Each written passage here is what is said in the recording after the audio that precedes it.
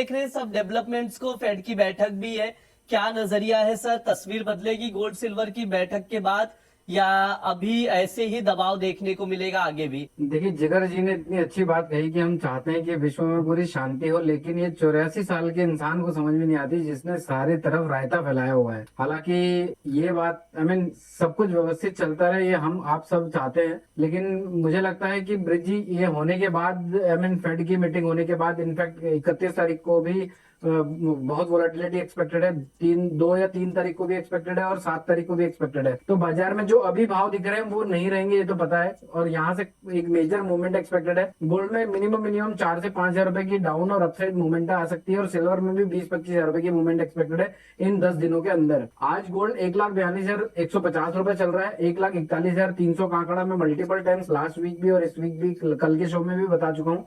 141,300 जब तक नहीं कट रहा तब तक बहुत बड़ी मंदी आ जाए इसकी उम्मीद कम है। ऑन द अदर वे 1,45,000 के ऊपर ही कोई बड़ी तेजी एक्सपेक्टेड है। तो 1,41 और 1,45 को देख के चलना है। इन दोनों में से जो भी रेंज कटती है एक बड़ा मूवमेंट ट्रिगर होने की संभावना बनती है। वहीं पर अगर चांदी की बात करूं तो तेजी सिर्फ 2,25 के ऊपर दिखती है, वरना बाजार एक बार 2 लाख रुपए के लेवल्स को टेस्ट कर सकता है। मेरी तरफ से कुछ रणनीतियां होंगी ब्रिज। गोल्ड अभी 1,42,100 रुपए चल रहा है। इसको ना 1,41,300 350 के आसपास मिले तो वहां पर खरीदारी की जा सकती है। छोटा सा स्टॉप लॉस होगा 141,249 का, 50-60 रुपए का स्टॉप लॉस है। वहां से बाउंस बैक आ जाता है तो हम 1,42,000 रुपए वापस से रीटेस्ट होता हुआ देख सकते हैं। सेलिंग की भी रणनीति है, 1,42,200 1,42,400 के आसपास बेच सकते हैं, यानी यहाँ से 200 रुपए की बढ़ोतरी मिलती है बाजार में तो बिकवाली करना है। स्टॉप लॉस होगा 1,43,501 का, टारगेट होगा 1,41,350 का। ये गोल्ड की रणनीति है ब्रिज जी। ठीक है, ये सर का व्यू है, अमित सर का। ट्रेडिंग कॉल स्क्रीन पर है, आप लोग नोट डाउन करके चल सकते हैं। लेवल्स टू लेवल्स काम करना है, ऊपरी स्तरों से बिकवाली करके चल सकते हैं। 1,42,200 या 1,42,400 पे शॉर्ट करके चल सकते हैं। 1,41,350 तक के टारगेट के लिए स्टॉप लॉस जरूर लगाएं आप लोग 1,43,000 के करीब। इसके अलावा डिप में अगर मिले गोल्ड तो वहां पर बाय करने की सलाह दी जा रही है। 1,41,300 350 के करीब मिले तो वहां पर लॉन्ग करें। 1,42,000 तक के टारगेट के लिए 1,41,249 का स्टॉप लॉस लगाकर चल सकते हैं। जिगर सर हमारे साथ वापस से जुड़ चुके हैं। सर प्लीज अपना व्यू कंटिन्यू रखिए, क्योंकि फेड सबसे इंपॉर्टेंट फैक्टर रहने वाला है। उसके बाद तस्वीर बदलेगी या प्रेशर बना रहेगा? सर वही सवाल है आपसे, प्लीज जवाब कंटिन्यू रखिए।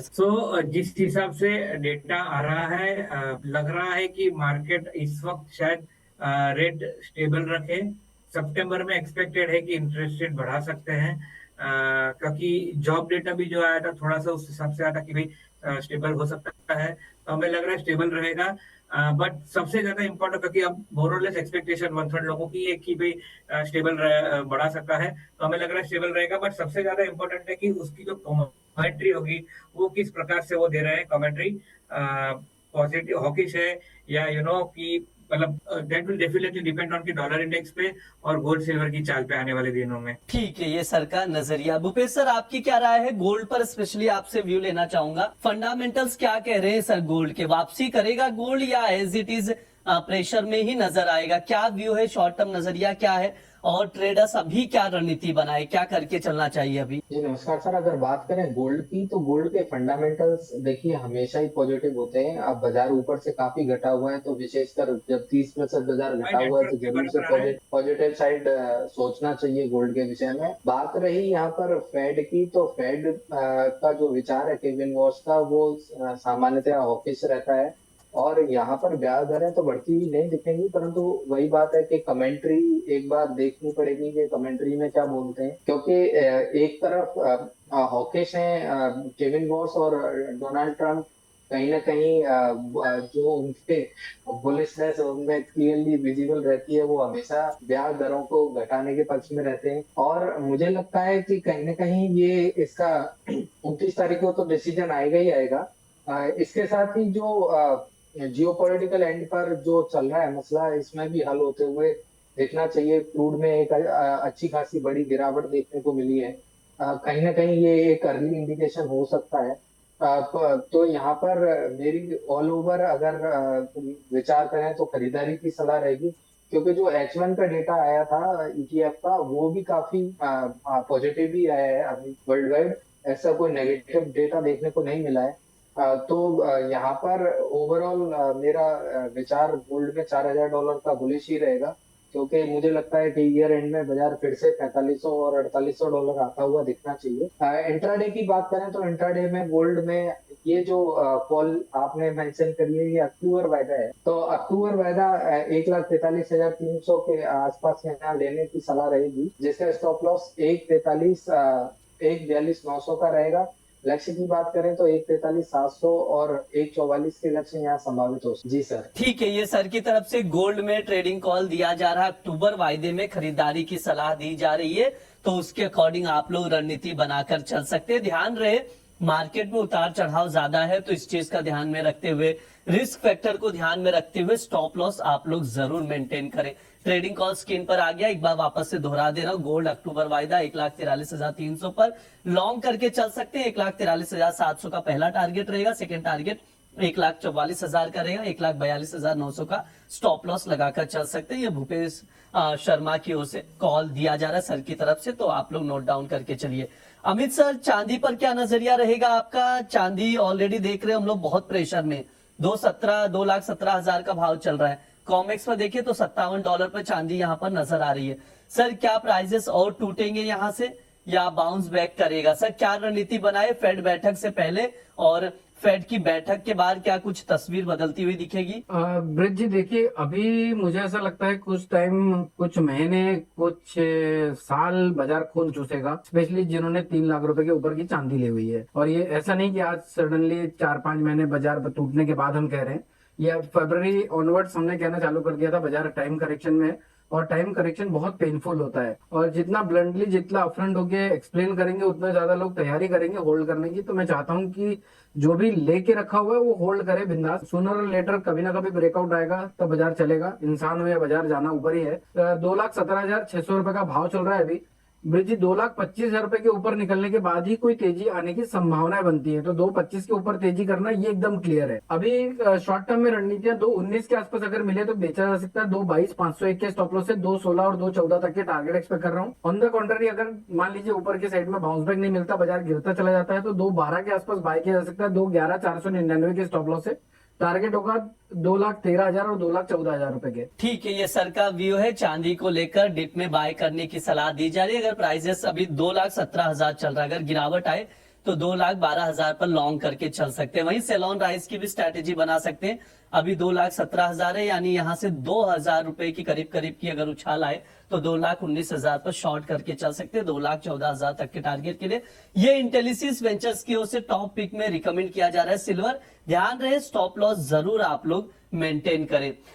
भूपेश सर, आपका क्या नजरिया है चांदी को लेकर? क्या रणनीति बनानी चाहिए? शॉर्ट टर्म व्यू दे दीजिए, और साथ ही इन्वेस्टर्स क्या करें, क्या रणनीति बनाए इन्वेस्टर्स? क्या वो मौका आ गया है जो लॉन्ग टर्म इन्वेस्टर्स है उन्हें पोजीशन बनानी चाहिए? आपका क्या नजरिया रहेगा सर? जी सर, अगर चांदी की बात करें तो पिछले, अगर आप एक महीने की, पूरे एग्जैक्ट एक महीने की बात करेंगे तो बाजार तकरीबन 3 बार इन लेवल्स पे पुल बैक लिया है। लास्ट टाइम जो पुल बैक आया था वो 2,15,000 से लेकर और 2,38,000 तक आया था। इस बार जो पुल बैक आया 2,14,000 से लेकर 2,29,000 तक देखने को मिला है। हो सकता है कि बाजार इस बार भी 2,14,000 के आसपास मिलता है, तो जरूर से यहाँ से एक पुल बैक संभावित देखने को मिलना चाहिए। और ये यहाँ पर क्लियरली एक पैटर्न दिखाई दे रहा है कि बाजार लोअर हाई बना रहा है। तो ये जो पैटर्न है चांदी का, चांदी के चार्ट का बेसिकली स्ट्रक्चर काफी खराब है। तो यहाँ क्या कोई मेजर अभी पॉजिटिविटी की तो कोई बात नहीं रहेगी, परंतु हाँ इंट्राडे में जरूर मैं संभावित कहूंगा कि यहाँ 2,17,000 के आसपास यहाँ खरीदारी, 17,500 के आसपास यहाँ खरीदारी की सलाह रहेगी। 2,18,500, 2,19,500 के लक्ष्य के लिए 2,16,500 का यहाँ पर स्टॉप लॉस रहेगा। बेसिकली चांदी में एक बात और ध्यान रखनी चाहिए कि जो लोग इन्वेस्टिंग करना चाहते हैं उनको टुकड़ों में चांदी यहाँ से खरीदनी चाहिए। बेसिकली अगर मैं देखूं तो मेजर लेवल 54 का जो लेवल है, मुझे नहीं लगता कि इतने आसानी से ब्रीच आउट होगा डाउन साइड में। तो चांदी में 54 के लेवल पर विशेष निगाह रखनी चाहिए। जी ठीक है, चांदी में ये सर का नजरिया, भूपेश सर का ट्रेडिंग कॉल स्क्रीन पर है, आप लोग नोट डाउन करके चल सकते हैं। और 54 का जो लेवल है सिल्वर का इंटरनेशनल मार्केट में, उसको जरूर आप लोग ट्रैक कीजिए, क्योंकि अगर वो ब्रेक होता है डाउन साइड तो ज्यादा गिरावट हम लोग चांदी में देख सकते हैं। तो उसके अकॉर्डिंग आप लोग रणनीति बनाकर चलिए। अमित सर, ये बताइए, गोल्ड को लेकर हमारा थंबनेल भी वही है। आपसे राय लूंगा अमित सर, शायद जिगर सर आ चुके हैं, नेटवर्क इशू था। सर, क्या रणनीति बनाई जाए गोल्ड सिल्वर में? क्या व्यू है आपके, क्या स्ट्रेटेजी होनी चाहिए, प्लीज सजेस्ट कीजिए सर। माफी चाहूंगा, नेटवर्क थोड़ा सा वीक था। सो गोल्ड सिल्वर में हमारा व्यू बेरिश ही है। इस लेवल से इंट्राडे के लिए थोड़ा सा भेजना ही चाहिए, बट क्योंकि मैंने जो बोला कि फेड की मीटिंग का अनाउंसमेंट आएगा तो स्ट्रिक्ट स्टॉप लॉस के साथ करिए।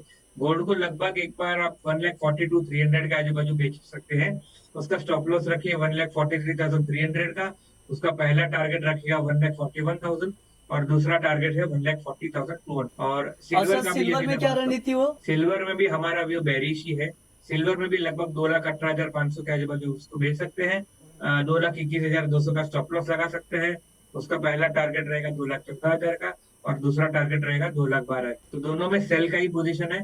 पर जैसे मैंने बोला, बहुत बड़ा इवेंट आ रहा है तो थोड़ा सा कॉशियसली काम कर सकते हैं। और अगर अल्टरनेटिवली नहीं बेचना है तो आप पुट बाय कर लीजिए, ताकि आपका एक डिफॉल्ट ऑटोमेटिक स्टॉप लॉस भी बना रहेगा। ठीक है, ये सर का नजरिया है सिल्वर को लेकर। जो कॉल दिया जा रहा है स्क्रीन पर है, नोट डाउन करके चल सकते हैं।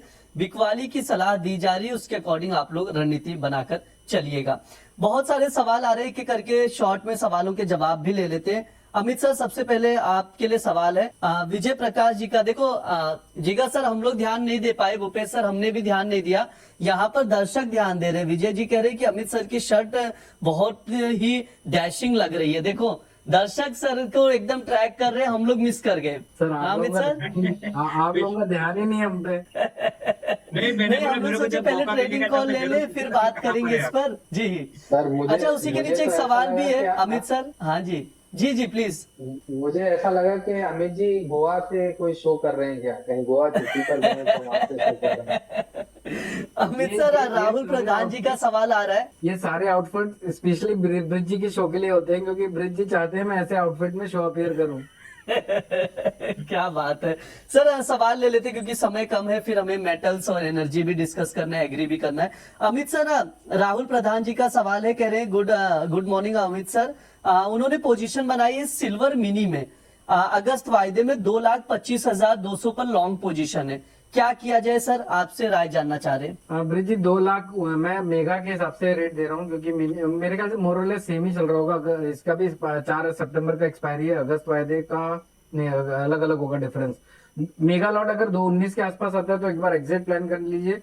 2,25 के ऊपर निकलता है तो वापस से रिबिल्ड कर लीजिए अपनी लॉन्ग पोजीशन को, या फिर 2,12 और 2,12,000 2,06,000 के आसपास वापस से रिबिल्ड करिएगा पोजीशन, अगर इनके 2,25 के ऊपर नहीं जाता है तो। ठीक है, जिगर सर, आपके लिए एक सवाल है यहाँ पर ईटीएफ को लेकर है। सिल्वर ईटीएफ बाय करके रखे 1,000 क्वांटिटी, गोल्ड ईटीएफ बाय करके रखे। पूछ रहे क्या किया जाए, प्राइजेस ऑलरेडी थोड़े बहुत टूट चुके हैं, तो एज इट इज इन्वेस्टेड रहे, बने रहे, या क्या रणनीति होनी चाहिए? ईटीएफ जो प्रोडक्ट है वो थोड़ा सा ट्रेडिंग प्रोडक्ट नहीं है। ऑफकोर्स आप उसमें ट्रेडिंग कर सकते हैं, बट हमारा जो मानना है वो थोड़ा सा लॉन्ग टर्म इन्वेस्टमेंट के पर्सपेक्टिव से बाय करने का है। तो अगर आपने बाय करके रखा है लॉन्ग टर्म के लिए तो उसको होल्ड करिए। यदि इनफेक्ट थोड़ा नीचे भी आता है, एवरेज आउट करके तो उसको बाय करके रखिए, होल्ड करिए, क्योंकि हमारा लॉन्ग टर्म भी अभी भी तेजी का है, इंटैक्ट है। हालांकि शॉर्ट टर्म मंदी आ सकती है, तो उसमें नीचे अगर आता है तो बाय करके उसको स्टैगर्ड वे में बाय करके उसको होल्ड करिए लॉन्ग टर्म पोजीशन। ठीक है, ये सर का नजरिया है ईटीएफ को लेकर। भूपेश सर, अगला सवाल है बीर राज जी का सवाल आ रहा है, कह रहे हैं कि फिजिकल में सिल्वर खरीदना है उनको, और वो भी उनकी क्वांटिटी मेंशन किया 30 किलो बाय करना है चांदी। क्या अभी बाय कर सकते हैं? क्या किया जाए, क्या राय रहेगी सर? आप बताइए कब खरीदा जाए। जी, इसके लिए एक बहुत ही अच्छी स्ट्रेटजी मैं आपके सभी दर्शकों के लिए साझा कर देता हूँ। देखिए, 5 किलो अभी खरीदे, 10,000 टूटने पर 10 किलो और खरीदे, और सर 10,000 और। भूपेश सर, थोड़ा सा रोकना चाहूंगा, माफ कीजिएगा। उन्होंने एक सवाल करेक्ट करके भेज दिया, ऑलरेडी वो बाय करके रखे 2,80,000 पर 30 किलो। पूछ रहे करे क्या? जी, कोई ऑप्शन ही नहीं बचा अभी तो। जी अभी तो प्लीज। 2,80,000 का लिया हुआ है, तो उनको होल्ड बने रहना चाहिए। देखिए, ये एक अगर मैं कहूँ कि कोई सोना चांदी किसी ने ऊपर के भाव का लिया है, तो इसको मैं सामान्यतः कई लोगों को कहता हूँ कि आपने कोई भिंडी या कोई टमाटर नहीं खरीदे जो सड़ जाएंगे। कोई दिक्कत नहीं है, रखे हैं आपकी उसमें टोकरी में। तो ओवरऑल ये सोना चांदी है, कोई दिक्कत नहीं है। अगर ऊपर के भाव में लिया है तो भाव सभी आते हैं। हाँ, हो सकता है 4 लाख के भाव आने में बहुत लंबा समय लगे, परंतु 3 लाख का भाव या 2,80,000 का भाव तो मुझे लगता है कि अगले 6 से 12 महीने में देखने को मिल सकता है। अमित सर, किशोर जी का सवाल आ रहा है, सिल्वर बाइंग पोजीशन है 2,16,800 पर, अभी प्रॉफिट में ही है, सुबह ही पोजीशन बनाई है, पूछ रहे हैं क्या किया जाए, बने रहे, स्टॉप लॉस क्या रहेगा, टारगेट क्या रहेगा, क्या किया जाए या प्रॉफिट बुक करें? नहीं ब्रिज जी, एक बार 2,18,500 2,19 के आसपास मिले तो लावमाल कर लीजिए, और अभी की सिचुएशन में आज के लो के नीचे का 1 रुपए नीचे का स्टॉप लॉस लगाकर छोड़ दीजिए, चल गया तो चांद तक वरना शाम तक। ठीक है, ये सर का नजरिया है, तो उसके अकॉर्डिंग आप रणनीति बनाकर चल सकते हैं, होल्ड करके चल सकते हैं, स्टॉप लॉस लगाकर। और भी सवाल आ रहे हैं, बहुत सारे सवाल हैं, इन्वेस्टमेंट के लिहाज से लेकर अब बहुत सारे सवाल हैं। एक बार जिगर सर शॉर्ट व्यू दे दीजिए, जिस तरह से हम लोग देख रहे हैं, क्या तस्वीर बदलेगी? मतलब हमारा थंबनेल भी यही था, मैं उस पर आपसे राय लेना चाह रहा था, छोटे में रखिएगा, उसके बाद हम लोग मेटल्स में चलेंगे, कि गोल्ड का जो लेवल्स दिख रहा है, क्या ये तूफान से पहले की शांति है, यानी फेड के बाद कुछ तूफानी हो सकती है या मार्केट ऐसे ही नजर आएगा? ये जो आपने सवाल किया उसका सबसे आंसर यही है, टाइम होराइजन अगर लंबी अवधि का है तो यस बाय कर सकते हैं। फेड के अनाउंसमेंट के बाद जो आएगा कि भाई आगे का प्रोस्पेक्टिव अगर दे सकेंगे तो आई थिंक वोलेटिलिटी काफी रहेगी, ऐसा हमें लग रहा है। नीचे में लेकिन आप देखोगे रेंज बाउंड है, नीचे में 3,800 से नीचे, ऊपर में 4,100 4,150 के ऊपर नहीं जा रहा है, बट हमें लग रहा है कि एक थोड़ा सा अगर पॉजिटिव न्यूज आएगा बहुत फास्ट भागेगा, ऐसा हमें लगता है। ठीक है, ये सर का व्यू है गोल्ड को लेकर। ओवरऑल हमने